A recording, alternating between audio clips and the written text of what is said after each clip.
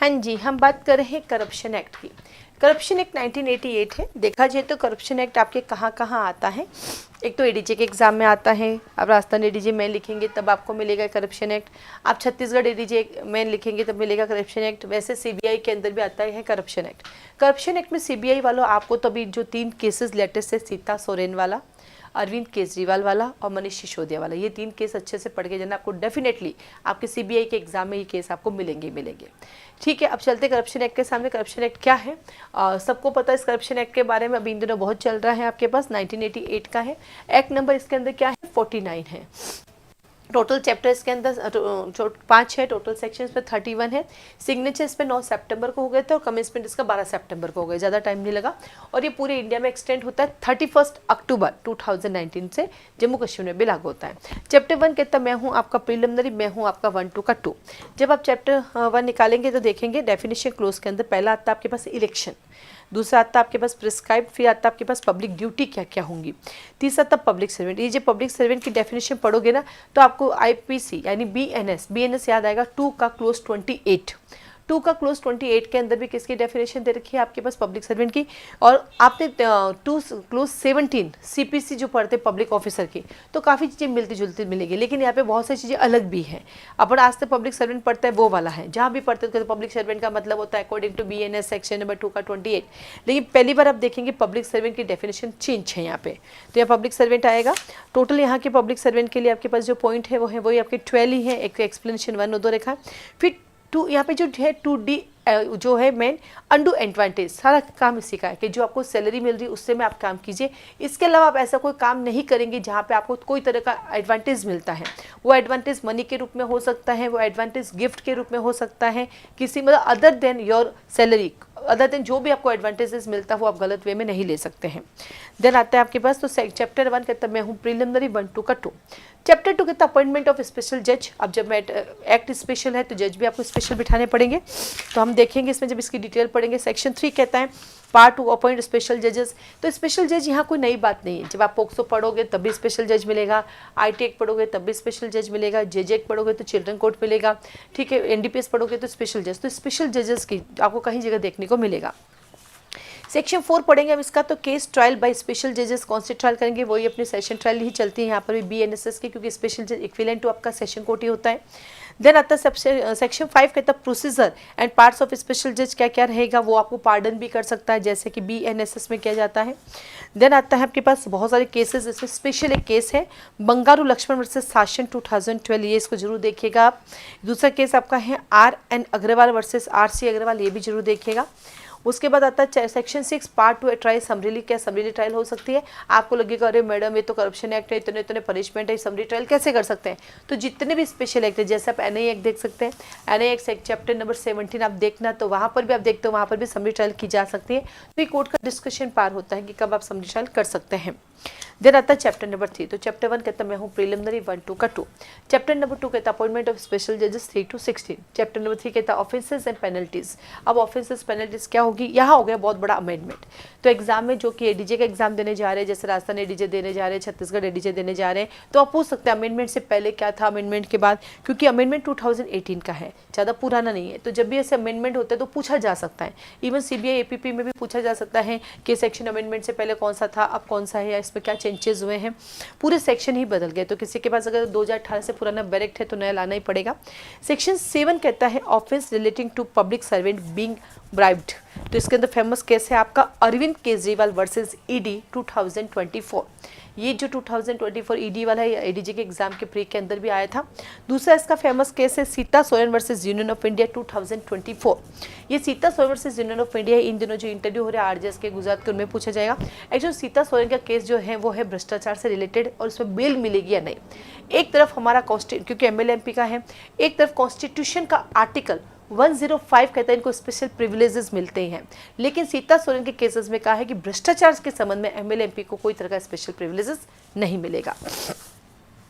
Then आता है आपके पास सेक्शन नंबर 8, 9, 10 सब बदल चुके हैं, ध्यान रखना।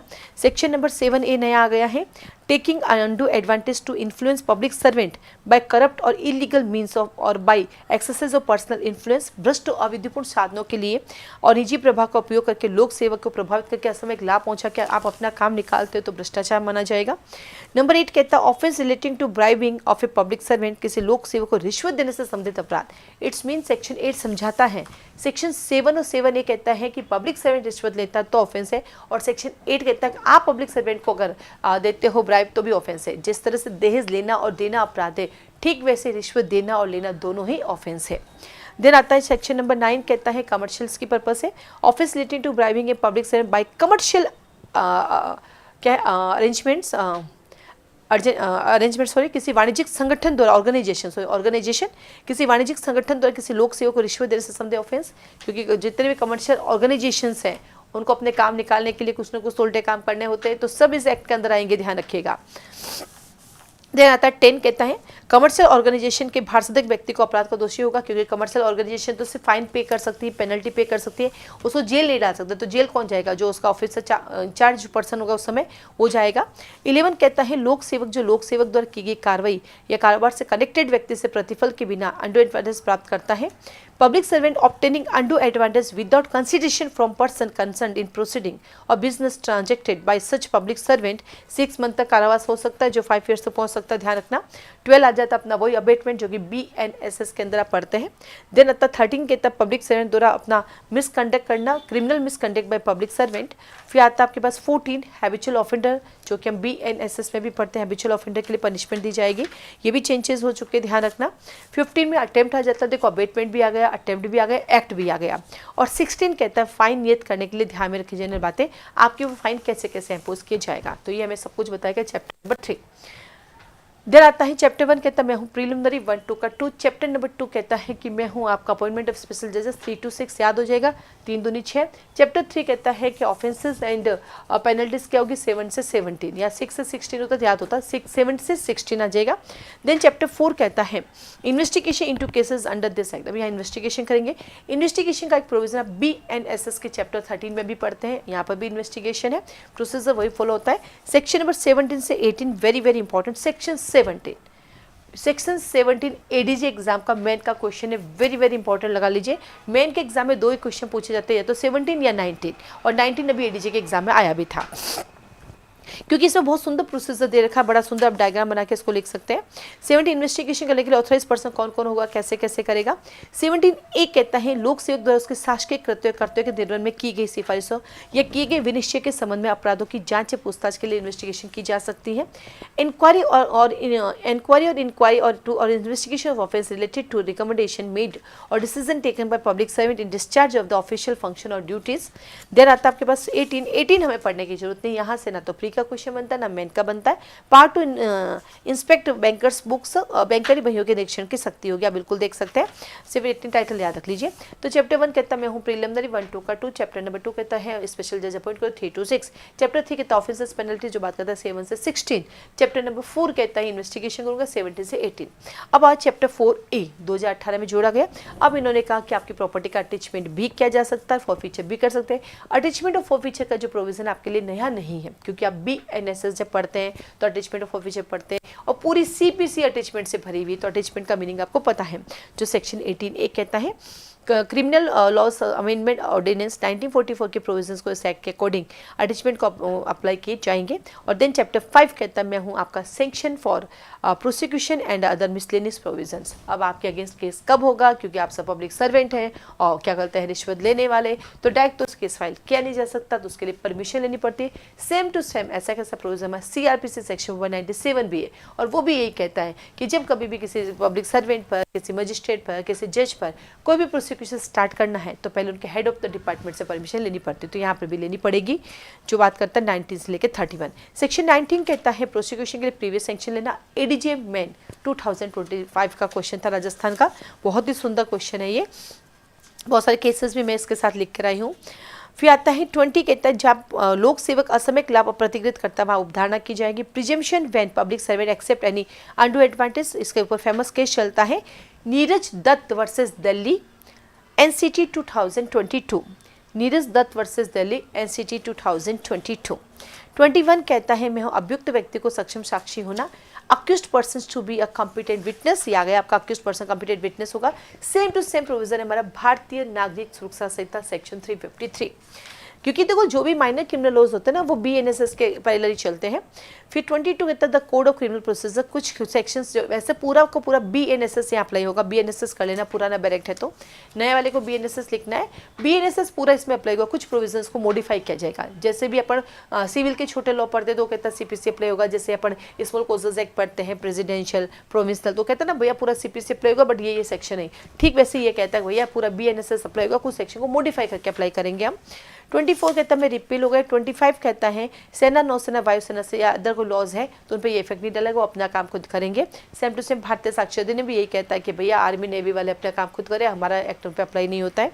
26 कहता है हमारे पास स्पेशल जजेस को इस एक्ट के अकॉर्डिंग जो है स्पेशल जज होना के जो डेजिग्नेट किया जाएगा। 27 कहता है अपील और रिविजन्स के प्रोविजन वेरी वेरी इंपॉर्टेंट है, यहाँ से सीबीआई एपीपी वाला आपके लिए क्वेश्चन आएगा प्री के अंदर कि अपील और रिविजन कैसे किया जाएगा, वैसे तो देखा जाए बीएनएसएस को ही फॉलो किया जाएगा। 28 कहता है कि इस एक्ट के ये एक्ट अदर लॉ के अकॉर्डिंग एडिशनल होगा, यानी आपने कोई ऑफेंस किया है तो आपका बीएनएस लगता है, भारतीय न्याय संहिता लगता है, ये भी लग सकता है, और भी कोई लॉज और ये भी लग सकता है, उसको पैरेलल चलेंगे। और 29 कहता है कि 1944 के अध्यादेश 38 का यहाँ पे अमेंडमेंट किया गया है। और 30 कहता है रिपील ऑफ सेविंग्स, इससे पहले हमारे पास करप्शन एक्ट 1947 हुआ करता था जिसको अब हटा दिया गया है, उसकी जगह पे ये आ गया है। और 31 कहता है omission of certain sections, act 45 of 1860 की बात करता है। ठीक है, तो ये छोटा सा एक्ट है जिसके अंदर 4 इंपॉर्टेंट केस है आपके जो कि आपके प्री के लिए काम आएगा। तो ये तो जस्ट एक छोटा सा था आज हमारे फाउंडेशन बैच में शुरू हो रहा था एडीजे के एग्जाम के लिए। फिर हम इसकी एक एक लाइन पढ़ेंगे, डिटेल पढ़ेंगे जो कि सीबीआई एपीपी के लिए भी काम आएगा और एज वेल एज जो है हमारे एडीजे के लिए भी काम आएगा। प्री प्लस मेन के पॉइंट ऑफ से पढ़ाते हैं, क्योंकि जहाँ करप्शन प्री में काम आता है प्री के लिए काम आ जाएगा और जहाँ मेन में काम आता है मेन के लिए काम आ जाएगा। तो हम लोगों की फाउंडेशन बैच चलते हैं एडीजे के भी और जुडिशरी के भी चलते हैं, सीबीआई के भी चल रहे और एपीओ के जेलों के सबके चलते हैं। रिकॉर्डिंग क्लासेस भी अवेलेबल है, ऑनलाइन ऑफलाइन क्लासेस भी अवेलेबल है। मॉर्निंग सुबह 4 बजे हमारी क्लासेस स्टार्ट हो जाती है जो रात को 9 बजे तक चलती है। तो अलग अलग स्लॉटेज हैं, तो आपको अगर क्लासेस ज्वाइन करनी है तो क्लास का टाइमिंग जानना है, क्लासेस की फीस स्ट्रक्चर जाननी है तो आप मुझे कॉल मैसेज कर सकते हैं। तो छोटा सा एक्ट है, आप 2-3 बार खुद भी रिवाइज करोगे तो आप कर सकते हैं। केसेस 2024 में बहुत अच्छे अच्छे केसेस आए जो इसके साथ आप ले सकते हैं। आप सबको ऑल द बेस्ट, आज के लिए धन्यवाद। और हाँ, 25 दिसंबर को हम लोगों के नए बैचेस स्टार्ट हो रहे हैं, तो बैचेस की इन्फॉर्मेशन के लिए आप मुझे कॉल मैसेज कर सकते हैं।